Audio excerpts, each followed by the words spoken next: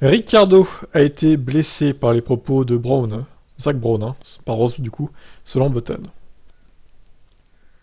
Je ne peux rien changer à ce qu'a dit Zach ou à ce qu'il pense, mais j'ai été surpris par ses propos, a révélé Button. Au sein de l'équipe, tout le monde devrait protéger ses pilotes. C'est un jeu mental en Formule 1, ils ont tous de grandes capacités, mais si votre esprit ne se trouve pas au bon endroit, vous ne serez pas performant. J'ai donc été surpris que Zach dise publiquement qu'il ne répond pas aux attentes.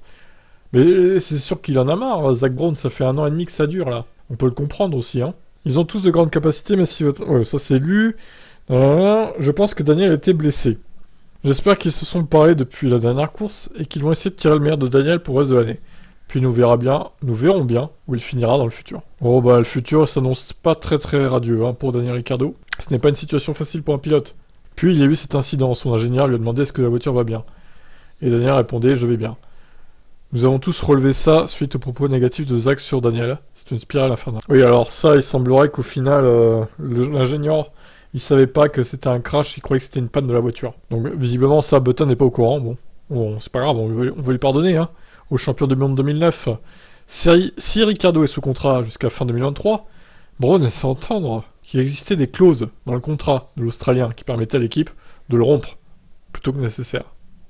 Selon Button, Daniel est arrivé dans l'équipe en position de force. Je dirais même que le contrat est probablement plus en sa faveur, mais il existe des clauses. Honnêtement, si une équipe ne veut plus de vous, alors vous n'avez plus envie de piloter pour elle, et vice-versa. Il y a normalement toujours un moyen plus facile de s'en sortir que les clauses du contrat. Oui, séparation à l'amiable, etc. La question est, s'il se fait virer par McLaren, où est-ce qu'il va rebondir, Ricciardo? Malheureusement, je crains que ça soit sa fin, en fait, pour la F1. Il pourra rebondir dans une autre catégorie, mais pas en F1. Bon, je crois que on va le perdre à la fin de l'année, lui. S'il s'améliore pas, peut-être qu'il va s'améliorer, je sais pas. On lui souhaite, en tout cas. Allez, ciao.